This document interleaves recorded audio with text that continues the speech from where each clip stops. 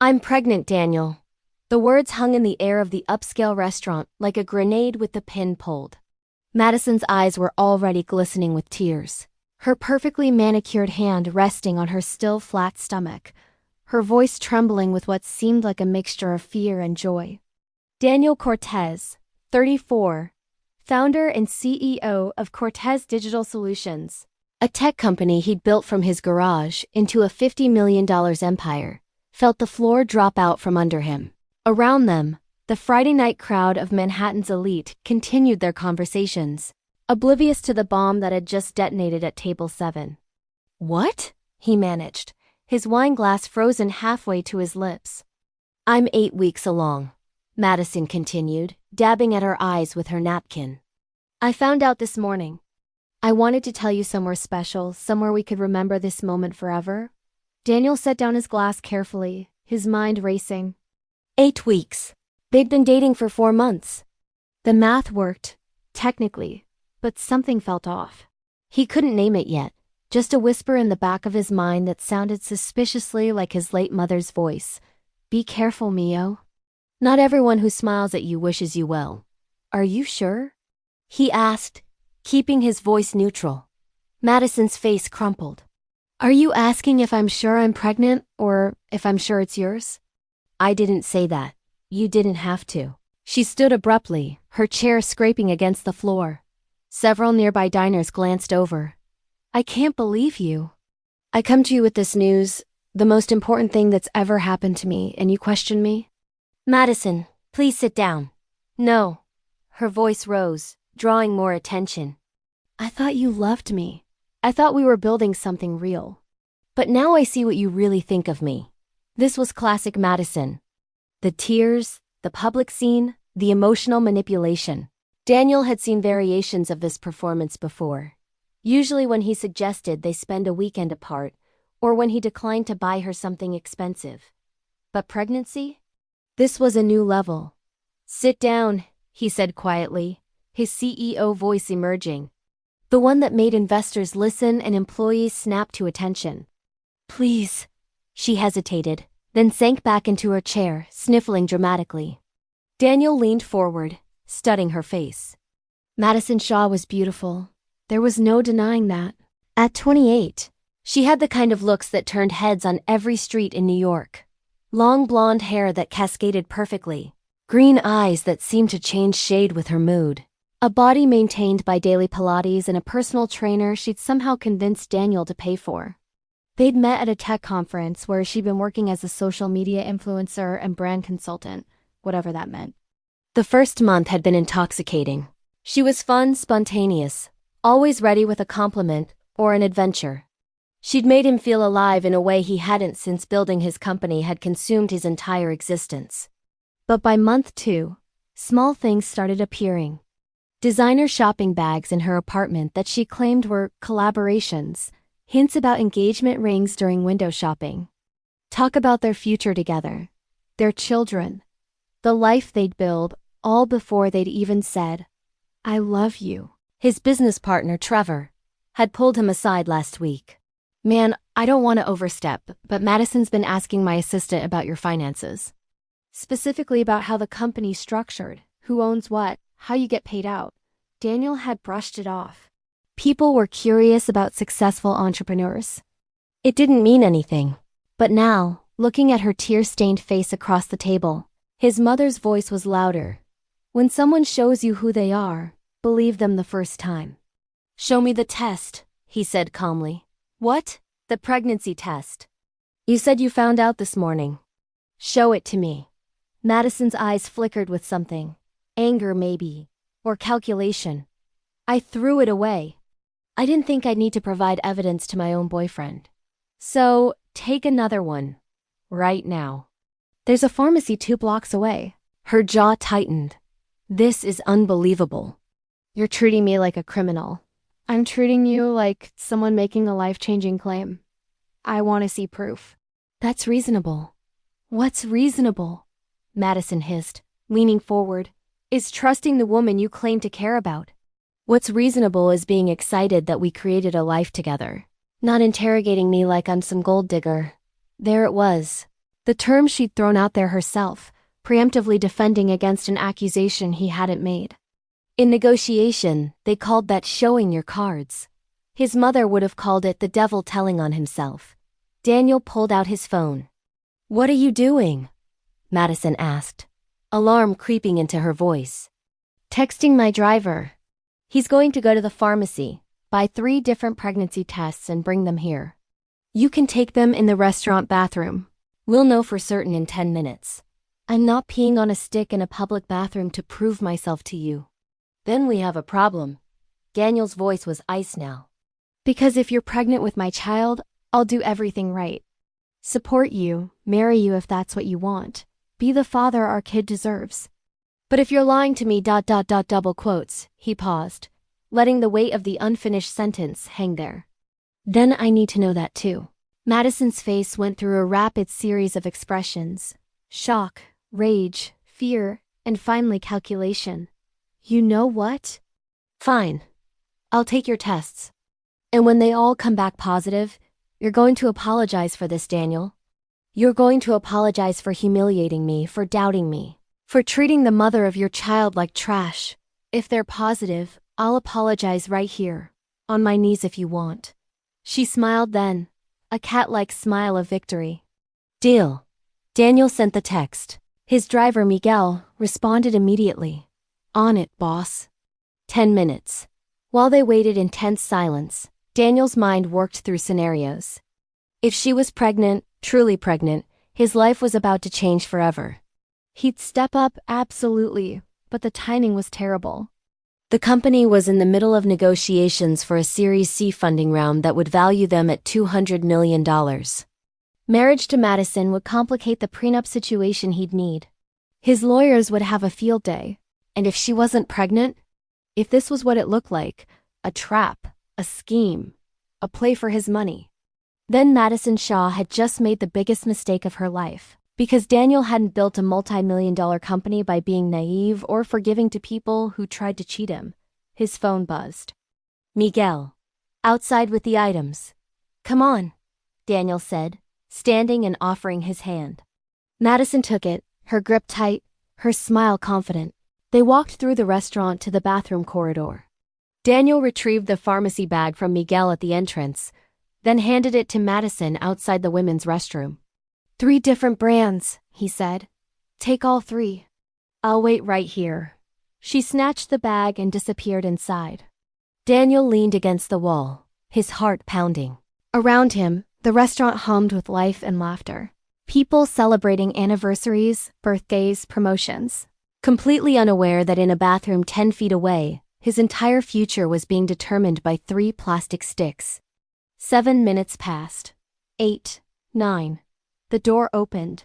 Madison emerged, her face pale, her hands empty. "Well?" Daniel asked. She looked at him, and for the first time since he'd met her, the mask slipped completely. No tears, no performance, just cold, calculating anger. "We need to talk," she said. Privately. And in that moment, Daniel knew. The tests were negative. All of them. His mother had been right. Trevor had been right. Every instinct he'd ignored for 4 months had been right. Madison Shaw had just tried to trap him with a fake pregnancy, and she had absolutely no idea what was about to happen next. If this story of manipulation and the justice that follows resonates with you, make sure to subscribe to the channel to see how a simple lie becomes the catalyst for a reckoning no one will forget. They didn't go back to the table. Daniel led Madison to his car parked outside, the privacy partition already up between them and Miguel in the driver's seat. The moment the door closed, sealing them in leather and silence, Madison's entire demeanor changed. "Okay, look," she started, her voice stripped of the tears and trembling. "I can explain. I'm listening." Daniel's voice was flat, emotionless. In business, he'd learned that silence was a weapon. Let people talk. "They'll tell you everything if you just stay quiet." Madison took a breath. "I thought I was pregnant. I really did. I've been feeling nauseous. My period was late. All the signs were there. When I took the test this morning, I swear I saw a faint line. Maybe I misread it. Maybe it was too early. But I wasn't lying to you, Daniel. I made a mistake. You made a mistake. He repeated the words without inflection. Yes, I got excited, scared, overwhelmed. I wanted to tell you right away because I thought we were building something real. I thought you'd be happy. Daniel pulled out his phone and opened his photos. He'd taken pictures of the 3 tests Miguel had bought, still in their boxes, receipt included, timestamped 20 minutes ago. Then he pulled up his text thread with Madison from this morning. Her message sent at 9:47 a.m. Can we do dinner tonight somewhere nice? I have something important to tell you. Life-changing. Wear something special. You texted me 12 hours ago about life-changing news, Daniel said, showing her the screen. But you just claimed you found out this morning and wanted to tell me right away. Which morning? Because the timeline doesn't match. Madison's eyes darted away. I meant I confirmed it this morning. I suspected before. How long before? Does it matter? It matters tremendously. Daniel's voice hardened. Because if you suspected days ago, you had time to verify before making this announcement. Instead, you chose a public restaurant, a romantic setting, maximum emotional manipulation. That's not a mistake, Madison. That's a strategy. Her face flushed. You're twisting everything. I'm the victim here. Do you know how terrifying it is to think you're pregnant? To worry about telling your boyfriend and not knowing how he'll react? Then why are you angry instead of relieved? Daniel leaned forward. If you genuinely thought you were pregnant and just found out you're not, you should be collapsing with relief right now. Instead, you're defensive. You're scrambling for explanations. You're acting like someone who got caught. Madison's jaw clenched. For a moment, Daniel saw something flicker across her face, something dark and calculating. Then it was gone, replaced by fresh tears. I can't win with you, she whispered. No matter what I say, you've already decided I'm the villain. Show me the test from this morning. I told you. I threw it away. Show me a receipt for buying it. Show me your search history for pregnancy symptoms. Show me anything that proves you genuinely believed you were pregnant. Silence. Daniel nodded slowly. That's what I thought. He pulled out his wallet and extracted $500 bills. Here. For the Uber home. We're done. Madison stared at the money like it was a live snake. You're breaking up with me over a misunderstanding? I'm ending this relationship because you tried to trap me with a fake pregnancy. That's not a misunderstanding, that's fraud. That's manipulation. And I don't do business with people I can't trust. Business? Madison's voice rose. Is that what I am to you? A business transaction? Apparently, that's what I am to you. A target, an ATM, a meal ticket. How dare you? Madison's tears vanished instantly, replaced by cold fury. I loved you. No, you didn't. You loved what I could give you. The restaurants, the trips, the lifestyle. You loved the idea of being the wife of a tech CEO, the Instagram posts, the status. You never loved me. Daniel had learned this lesson at 19, watching his mother work 3 jobs to keep their family afloat after his father abandoned them. She told him then, some people see you as a person. Some see you as a resource. Learn to tell the difference, or you'll spend your life being used. Madison grabbed the door handle. You're going to regret this. I could ruin you, Daniel. One phone call to the press about how you abandoned your pregnant girlfriend. Except you're not pregnant. Daniel's smile was razor thin. And if you make that call, I'll release the pharmacy receipts. Time-stamped photos of the negative tests, and our text messages showing you planned this announcement 12 hours in advance. I'll let the court of public opinion decide who's telling the truth. He could see her mind working, weighing options, calculating odds. You think you're so smart, she hissed. You think you've got everything figured out. But you don't know who you're dealing with. Actually, Daniel said quietly, I'm starting to get a very clear picture. The question is, do you know who you're dealing with? Madison shoved open the door and climbed out, leaving the cash on the seat. As she stalked away in her designer heels, Daniel's phone rang. Trevor, you're gonna want to hear this, his business partner said without preamble. I had our IT guy do some digging after you mentioned Madison asking about your finances. And? Her real name isn't Madison Shaw. It's Maddie Schaefer. She's got a history. 3 previous relationships with wealthy men in the past 5 years. Each one ended with either a settlement or a payout. One guy paid her $200,000 just to go away quietly. Daniel's blood ran cold. Keep talking. There's more. She's working with someone. A guy named Blake Richardson. He's been arrested twice for fraud, once for identity theft. They've got a whole system. She targets wealthy guys, usually entrepreneurs or tech industry, plays the long game for a few months, then drops the pregnancy bomb. If the guy proposes, she waits until after the wedding to lose the baby and goes for the divorce settlement. If he doesn't propose, she threatens exposure and negotiates a payoff. How did we miss this? She's good, man. Uses different names, scrubs her social media between targets, has fake references ready. The only reason we caught it is because one of her previous marks posted a warning on a private forum for startup founders. I recognized her from the photos you'd shown me. Daniel's mind raced. Madison, or Maddie, or whatever her real name was, had tried to con him. Had been conning him for 4 months. Every sweet word, every intimate moment, every "I'm falling for you" had been a performance. A business transaction. His mother's voice again. When they go low, you go smart. Trevor, I need you to do something for me. Name it. Find Blake Richardson. Find out where he is, what he's doing. I want surveillance. And I want evidence. Everything. Bank records, previous victims willing to testify, communication between him and Madison. All of it. You going to the police? Eventually. But first, I'm going to make absolutely certain she can never do this to anyone else. I'm going to expose her so thoroughly that her little operation burns to the ground. That's going to be expensive. I don't care what it costs. Nobody tries to trap me and walks away clean. Nobody. After he hung up, Daniel sat in the quiet car for a long moment. 4 months of his life. 4 months of what he'd thought was genuine connection. All fake, all calculated.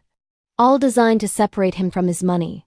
Part of him felt stupid for not seeing it sooner. Part of him felt angry at himself for ignoring the red flags.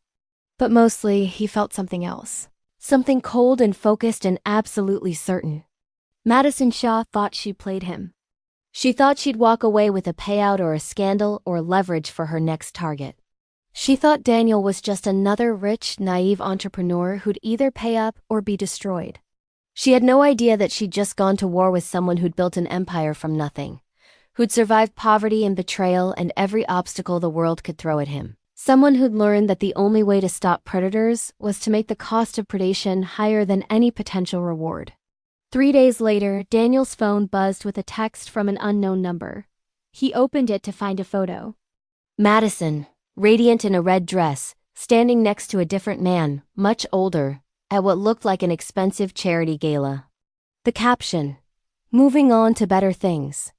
Hope you enjoyed your little power trip." Below the photo, another text appeared.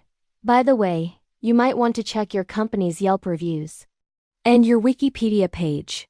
Funny what people can find when they start digging into someone's past. Daniel opened his laptop. Sure enough, his company had been hit with dozens of 1-star reviews overnight. All posting the same story. Daniel Cortez was a fraud who stole his original code from a former partner. A liar who manipulated investors. A man who'd abandoned a pregnant girlfriend. His Wikipedia page had been edited to include a controversies section, detailing the same accusations. Trevor called. The press is calling. Someone leaked a story to 3 different gossip sites about you being investigated for business fraud and abandoning Madison. It's all lies, but it's spreading fast. Daniel smiled. Not a happy smile, a predator's smile. Good, he said. Let her think she's winning. Let her think she's destroyed me. Because what she doesn't know is that every lie she's telling is creating evidence. Every false accusation is building our case. She's not exposing me. She's exposing herself. What's the play? Patience. I'm going to let her celebrate. Let her think she got away with it. Let her feel safe.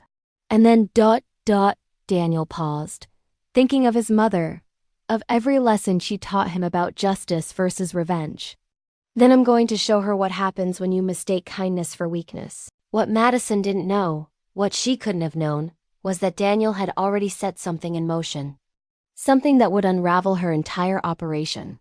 Something involving lawyers, investigators, and victims she'd long forgotten about. She thought this was over. She thought she'd won. But for Daniel Cortez, the game had only just begun. 2 weeks after the fake pregnancy revelation, Daniel sat across from Carolyn Chun in her minimalist office overlooking Central Park. Carolyn wasn't just any attorney. She specialized in fraud cases involving romantic scams, and her reputation was legendary. Wall Street guys whispered her name like a guardian angel for the wealthy and deceived. "I've seen your situation before," Carolyn said, sliding a folder across her glass desk. "Different names, same pattern. Your Madison Shaw is actually quite prolific." Daniel opened the folder. Inside were photos of Madison with different men, different hairstyles, different names. Maddie Schaefer in Chicago. Emma Shaw in Boston. Melissa Stanford in Seattle. "How many?" he asked. "That we can confirm." 7 victims in the past 6 years. "That we suspect?" "Probably double that." Carolyn tapped a manicured nail on one photo. "This is James Hendricks, a venture capitalist in Boston." Madison was Emma to him. Same pregnancy story. He paid her $175,000 to sign an NDA and disappear. He just paid her? His firm was going public. The last thing he needed was a scandal, real or fabricated. She knew that. They always know that. Carolyn pulled out another file. "This is Dr. Robert Chun, no relation. Orthopedic surgeon in Seattle." She was Melissa to him. Got $220,000 in what his lawyers called a mutual separation agreement. He thought he was the only one. And Blake Richardson, her partner. "We've tracked him for 3 years. He handles the research, finds the targets, creates the fake backgrounds, manages the social media scrubbing. She's the face, he's the infrastructure. Together, they've probably pulled in close to $2 million. Daniel felt his jaw tighten. $2 million. Extracted from men who'd thought they were in love, who'd been manipulated and threatened and bled dry. "Here's what makes your case different," Caroline continued. "You didn't pay. You called her bluff. That makes her angry, and angry people make mistakes. Look at this." She turned her laptop around. Madison's Instagram, now under a slightly different handle, showed her at gallery openings, exclusive restaurants. Always with the same older man from the photo she'd sent Daniel. That's Victor Ashford. Real estate developer, 58, widowed 2 years ago. She moved on fast. Does he know what she is? Not yet. But he will. Carolyn's smile was sharp. "Because you're going to help us build a case that doesn't just stop her. It destroys the entire operation. Criminal charges for fraud, identity theft, extortion. We're going to make sure she never does this again." "What do you need from me?" "Everything. Every text message, every email, every receipt. I need you to document every interaction you had with her. And I need you to trust me when I tell you this will get ugly before it gets better." She's going to escalate. Carolyn was right. 3 days later, Daniel received a letter from Madison's attorney. A sleazy personal injury lawyer named Howard Marks who specialized in nuisance lawsuits. The letter claimed Daniel had engaged in psychological abuse and manipulation during their relationship. It demanded $500,000 in compensation for emotional distress, or Madison would go public with her story of being coerced and controlled by a powerful tech executive. Trevor read the letter and laughed. "She's serious. After everything we know about her?" "She's desperate," Daniel corrected. "She knows I didn't fold like the others. Now she's trying to force my hand. Are you going to respond?" Through Carolyn, yes. With a letter of our own. Daniel had already drafted it in his mind. A polite, professional response that gave nothing away while letting Madison know he wasn't intimidated. But that's just the opening move. The real play is bigger. That night, Daniel got a call from an unknown number. He almost didn't answer, but something made him pick up. "Mr. Cortez?" A male voice, unfamiliar. "My name is James Hendricks. Carolyn Chen gave me your number. She said you might want to talk. The venture capitalist from Boston." one of Madison's previous victims. "I'm listening," Daniel said. "I paid her $175,000 to go away. Biggest mistake of my life. Not the payment, though that hurt. The mistake was staying silent. Because 6 months after I paid her, I found out she'd done the same thing to 2 other guys. If I'd spoken up, if I'd gone to the police instead of just paying her off, maybe they wouldn't have been targeted." Daniel heard the regret in the man's voice. "You couldn't have known, but I could have tried. And now Carolyn tells me you're building a real case. Not just paying her off. Actually trying to stop her. That's the plan. Then count me in. I'll testify.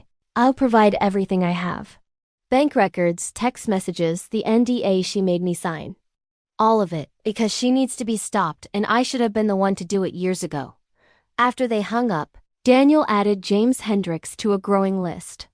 4 other victims had already agreed to cooperate, their stories remarkably similar. The whirlwind romance, the pregnancy claim, the demand for money or marriage, the threats of exposure. Carolyn had also brought in a private investigator, a former FBI agent named Marcus Webb who specialized in digital forensics. Marcus had been quietly tracking Blake Richardson's movements, his bank accounts, his communications. "The money trail is beautiful," Marcus reported during a video call. "Every time Madison scores a payout, Blake gets his cut within 48 hours. Always transferred through a series of shell companies. But the pattern is clear. We've documented 12 separate transactions over 3 years. That's conspiracy to commit fraud. That's organized crime. Can we prove it in court?" Daniel asked. "With what we have now? Maybe with what we'll have in another month." "Absolutely." Blake's gotten sloppy. He's using the same IP address for multiple fake social media accounts. He's recycled email addresses. And the best part, Marcus grinned. He brags about it. "We found a private Discord server where he and some other scammers share tactics. He literally wrote a guide on how to create the perfect fake pregnancy scare. It's all documented." Daniel felt a grim satisfaction. These people had treated deception like a business, complete with systems and procedures and best practices. Now those same systems would be used as evidence against them. Meanwhile, Madison's attacks continued. She'd started a blog under a pseudonym, telling her story of being manipulated by a controlling tech CEO. No names, but enough details that anyone who knew Daniel would recognize the situation. The comments section filled with supportive messages calling him a monster, demanding he be canceled. She'd also somehow gotten his personal cell number leaked. He received dozens of angry texts and voicemails from strangers calling him a deadbeat, a liar, a manipulator. Trevor wanted to respond, to fight back publicly, but Carolyn advised against it. "Let her rage," she said. "Every lie she tells is another charge we can add. Defamation, harassment, cyberstalking. She thinks she's winning, but she's actually building our case for us. The louder she gets, the harder she fall." Daniel understood the strategy, but it wasn't easy watching his reputation get shredded online by someone he now knew had never cared about him at all. Still, he stayed silent, trusting the process. 4 weeks after the restaurant confrontation, Carolyn called with news. "We've got something big," she said, barely containing her excitement. Marcus traced Blake's communications and found he's currently targeting 3 other men simultaneously. 3 separate scams running at the same time, all with different women working as the face. "This isn't just about you and Madison. This is a full-scale operation. Can we stop them?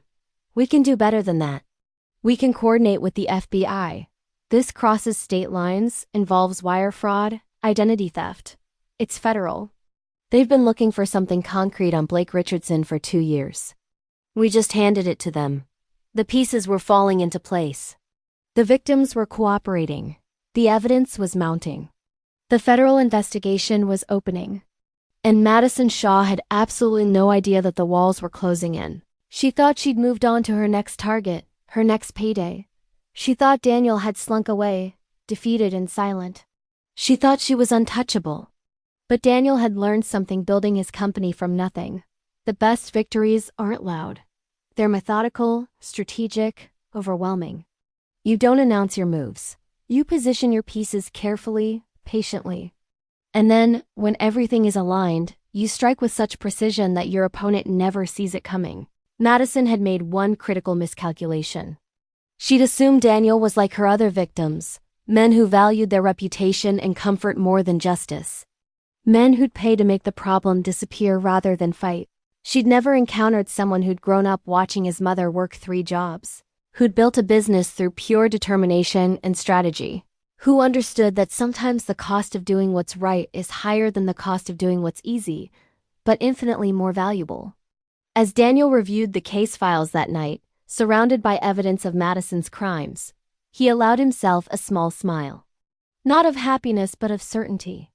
She'd started this war thinking he was prey. She was about to discover she'd challenged a predator. And predators don't run.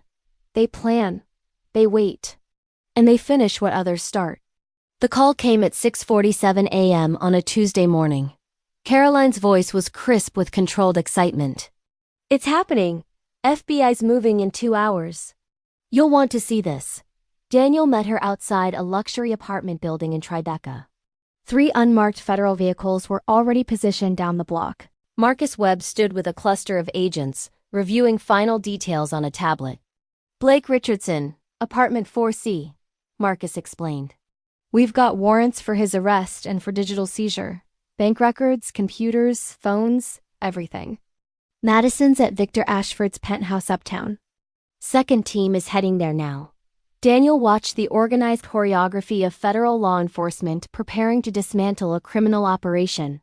Part of him still couldn't believe it had come to this. 4 months ago, he'd been having dinner with someone he thought he might love. Now he was watching that person's entire world collapse. "You okay?" Carolyn asked. "I'm fine. I just want this over." At exactly 8 a.m., agents moved. Daniel couldn't enter the apartment, but Carolyn had arranged for him to monitor the operation from a surveillance van parked nearby. Through body camera feeds, he watched agents knock on Blake Richardson's door. Blake answered in a bathrobe, coffee in hand. His confused expression morphed into panic as agents identified themselves. "Blake Richardson, you're under arrest for conspiracy to commit wire fraud, identity theft, and extortion." The lead agent's voice was flat, procedural. "You have the right to remain silent. Blake's coffee mug hit the floor, shattering. "I want my lawyer." "I'm not saying anything without my lawyer." "That's your right, sir.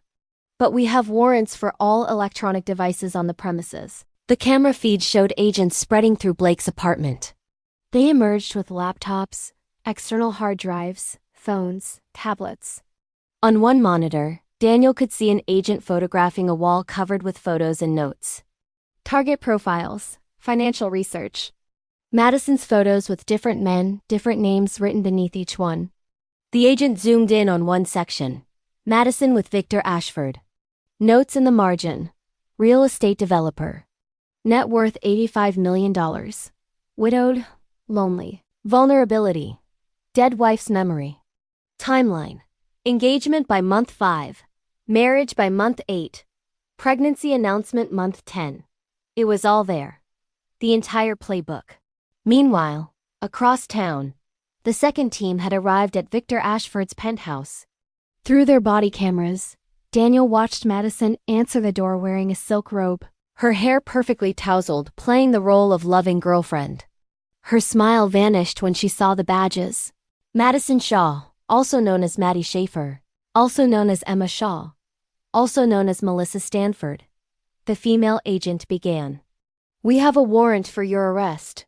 "There's been a mistake," Madison said, her voice steady but her eyes darting. "I don't know what you're talking about. Ma'am, please step aside." "We also have a warrant to search these premises. This isn't my apartment." "You can't just..." "The warrant covers any location where evidence may be found. Please step aside." Victor Ashford appeared behind Madison, confusion and alarm on his face. "What's going on?" "Officers, there must be some misunderstanding. Mr. Ashford, I'm Special Agent Lisa Torres. Are you aware that the woman you know as Madison Shaw is currently under investigation for orchestrating multiple fraud schemes across 4 states? Victor's face went pale. What? No, that's impossible. Madison is a con artist, sir. I'm sorry to inform you this way, but you're likely her latest target. We'll need to speak with you as part of our investigation. Daniel watched Madison's performance crumble in real time. The tears that appeared weren't manipulative anymore. They were genuine, born of panic and rage and the horrible realization that everything was falling apart. This is Daniel, isn't it?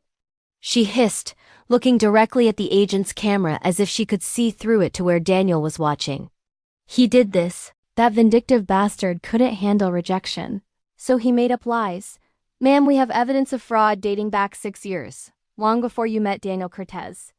This investigation involves 12 victims, over $2.3 million in fraudulent gains, and your partner Blake Richardson, who was arrested this morning. Now you can come quietly, or we can do this the difficult way. Madison's face transformed. Raw hatred replaced the fear. I want my lawyer, and I swear to God when this is over I'm going to destroy him. I'm going to destroy all of you. You have the right to remain silent, Agent Torres continued, unmoved. I'd suggest you use it. As they led Madison out in handcuffs, Victor Ashford stood frozen in his doorway, his entire worldview shattering. An agent stayed behind to explain what had happened, to tell him how close he'd come to being victim number 13. Carolyn turned to Daniel in the surveillance van. How does it feel? Hollow, Daniel admitted. I thought I'd feel triumphant or vindicated, but mostly I just feel sad. Sad that people like her exist. Sad for all the victims. Sad for Victor, who's finding out right now that the woman he trusted was planning to rob him. Blind. If you've ever been manipulated by someone you trusted, you know that justice isn't about revenge. It's about making sure they can't hurt anyone else. Subscribe to see how this story of deception ends, and why sometimes the quietest victories are the most powerful. The preliminary hearing happened 3 weeks later. Daniel sat in the gallery next to James Hendricks and 3 other victims who'd flown in to witness Madison and Blake face their crimes.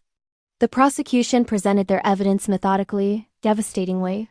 Bank records showing systematic transfers after each settlement. The Discord server messages where Blake bragged about their success rate. Screenshots of fake social media profiles. Testimony from victims spanning 6 years. The most damaging evidence was Blake's own detailed documentation. He'd kept records of everything, apparently thinking he was too smart to ever be caught. Spreadsheets tracking targets, timelines, payouts. A literal instruction manual titled The Pregnancy Protocol. Madison's attorney tried to argue that she'd been manipulated by Blake, that she was a victim herself. But prosecutors produced evidence of her actively recruiting other women to run similar scams, teaching them Blake's methods, taking a percentage of their scores. This wasn't a woman led astray. This was an architect of fraud. When Madison took the stand in her own defense, Daniel watched her attempt one final performance.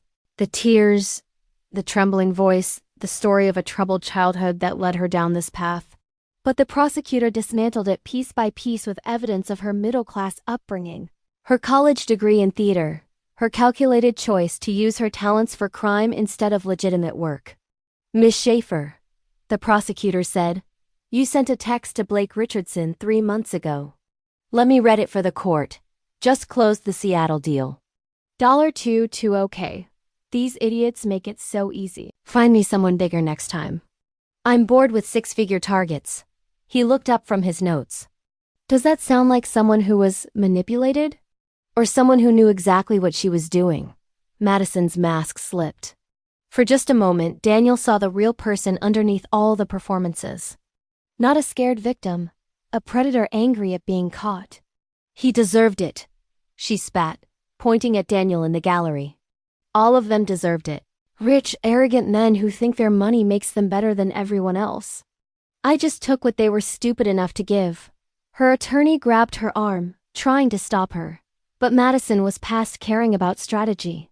You want to know the truth? I enjoyed it. Every single one of them. Watching them fall all over themselves to impress me, to win me over, to prove they were different from other rich guys. They were all the same. Pathetic. And when they paid up, that was the best part. Knowing I'd beaten them at their own game. The courtroom went silent. Even her own attorney looked horrified. The judge's voice was cold. Miss Schaefer, I've been on the bench for 23 years. I've seen a lot of defendants. But I've rarely seen someone so utterly devoid of remorse. You're remanded into custody pending sentencing. Bail is revoked. As marshals led Madison away, she locked eyes with Daniel one final time. No tears now, no performance. Just pure, undiluted hatred. Daniel felt nothing but pity. She'd had talents, intelligence, charisma. She could have built a legitimate career, found real love, lived an honest life. Instead, she'd chosen to weaponize everything she had to hurt people for profit, and now she'd pay the price. 3 months later, the sentencing hearing brought everyone back together. The judge had reviewed victim impact statements from 12 men, financial records showing the full scope of the fraud, and expert testimony about the psychological damage caused by romantic scams. Madison Schaefer and Blake Richardson, the judge began. You operated a criminal enterprise designed to exploit human emotion for financial gain. You weaponized trust, intimacy, and love. You left a trail of devastated victims who now struggle to trust anyone. Blake got 15 years in federal prison. Madison got 12. As they led her away for the final time, Madison didn't look at Daniel, didn't perform, didn't threaten. She just walked, her designer clothes replaced with prison orange, her perfectly styled hair pulled back in a simple ponytail. All the glamour and manipulation stripped away to reveal exactly what she was, a criminal facing consequences. Outside the courthouse, reporters swarmed Daniel. He'd avoided media throughout the entire process. But Carolyn had advised him that a brief statement would help control the narrative. I'm not here to celebrate anyone's imprisonment, Daniel said into the cameras. I'm here because I want other victims of romantic fraud to know they're not alone. That speaking up matters. That justice is possible. And I want potential victims to know the warning signs. If someone moves too fast, asks for money, creates drama to manipulate you, trust your instincts. A reporter shouted. Do you regret the relationship? Daniel paused, considering. I regret that she chose crime over honesty.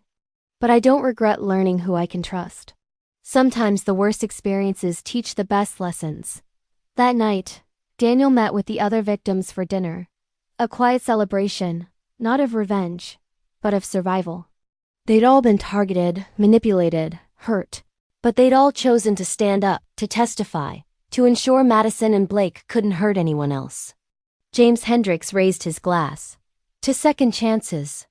And to being smart enough to recognize predators before they strike again. They drank to that. Daniel drove home alone, through Manhattan streets glittering with lights and possibility. His company was thriving, stronger than ever.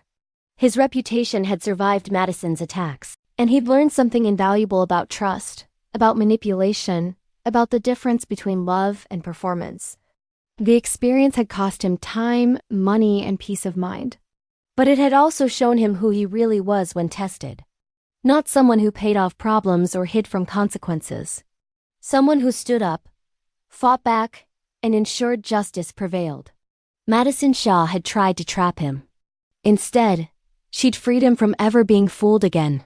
18 months after the trial, Daniel stood on stage at the TechCrunch Disrupt conference in San Francisco, addressing a crowd of 3,000 entrepreneurs, investors, and industry leaders. His company had just closed a Series C funding round at a $340 million valuation.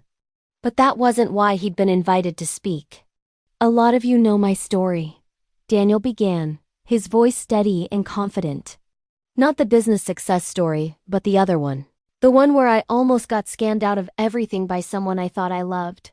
The audience went quiet, leaning forward. When it happened, I felt humiliated. I'm a CEO. I built a tech company from scratch. I'm supposed to be smart, analytical, hard to fool. But emotional manipulation doesn't care about your IQ or your bank account. It targets something deeper, your need for connection, for trust, for love. He paused, scanning the crowd. I'm here to tell you that falling for a con doesn't make you stupid. It makes you human. But what you do after you realize the truth, that defines who you are.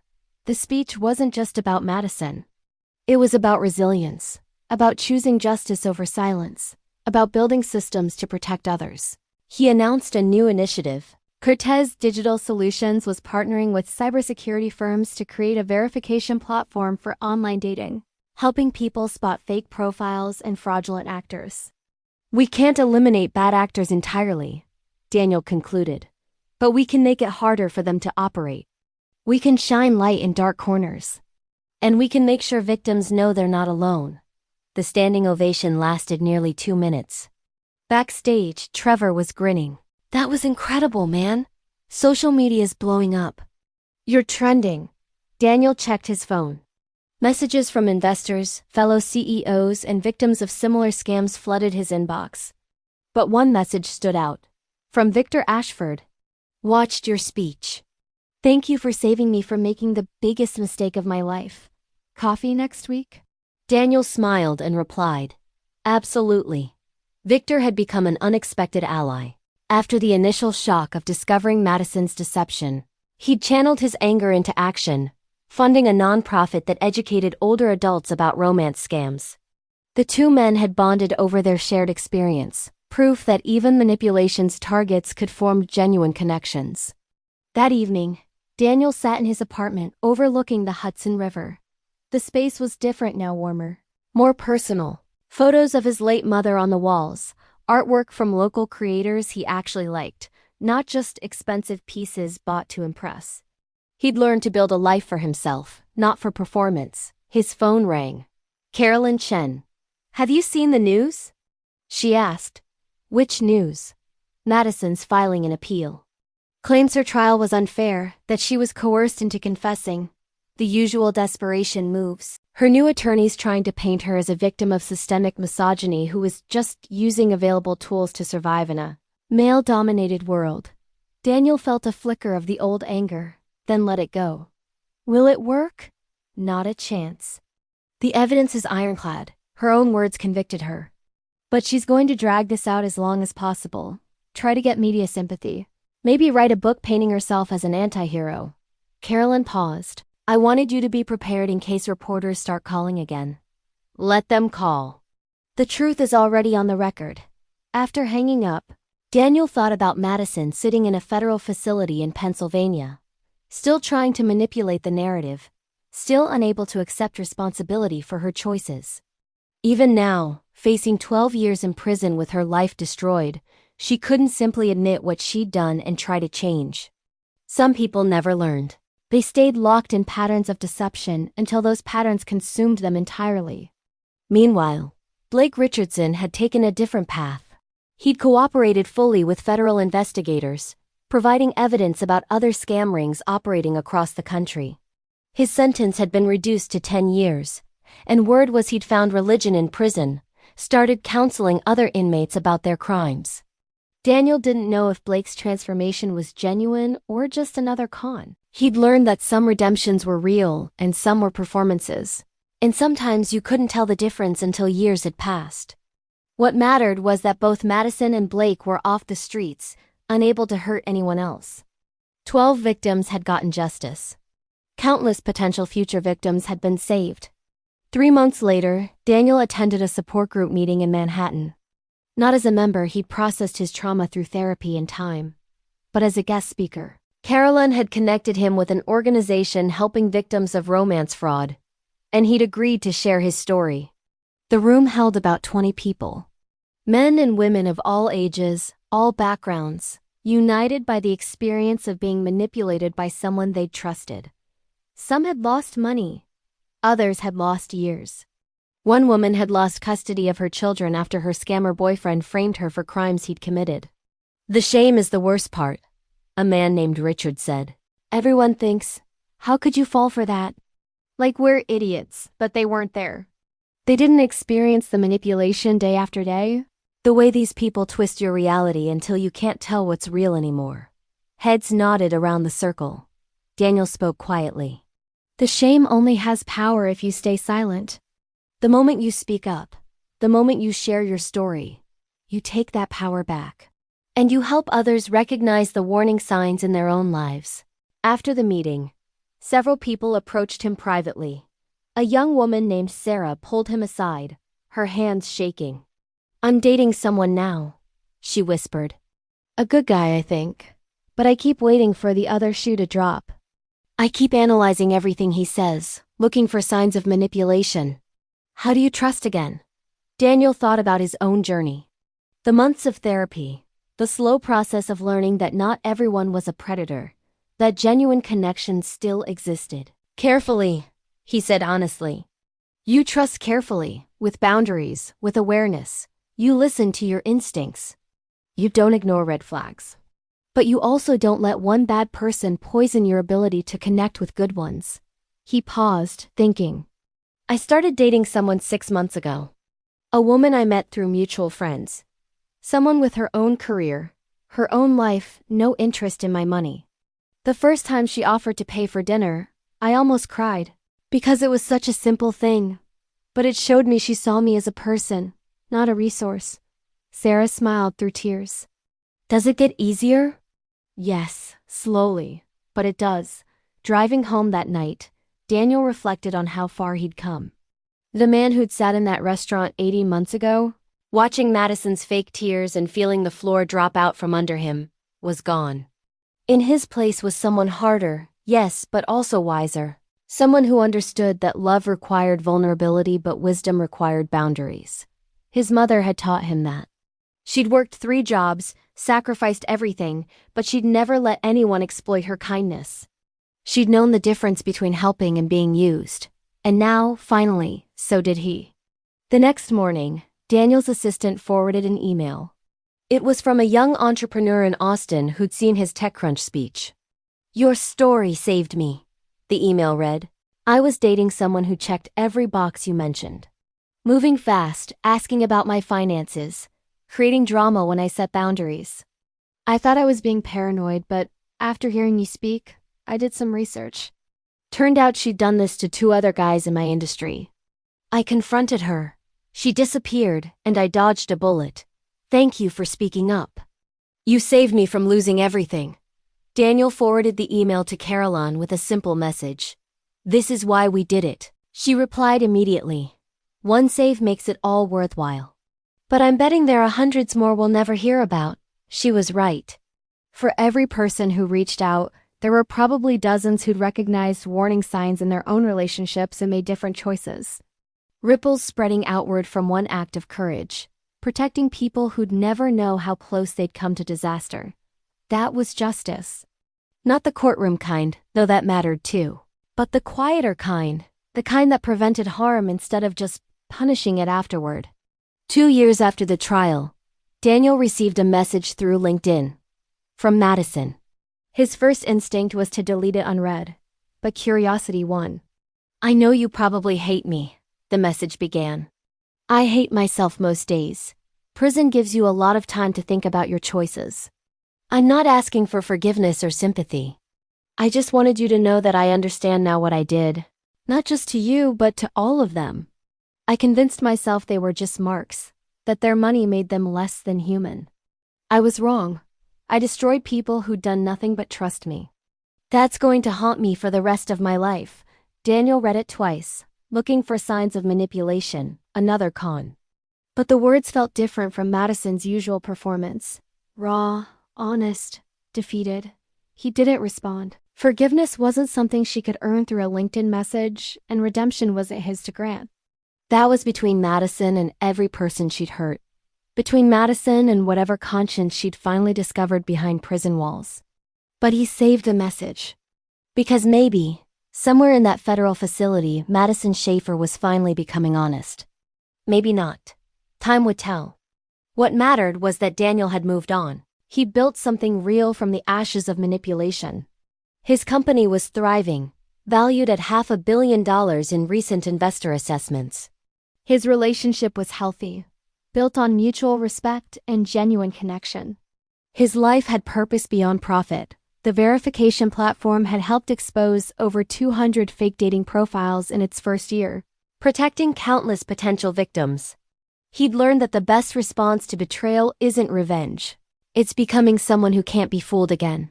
It's building systems to protect others. It's choosing growth over bitterness.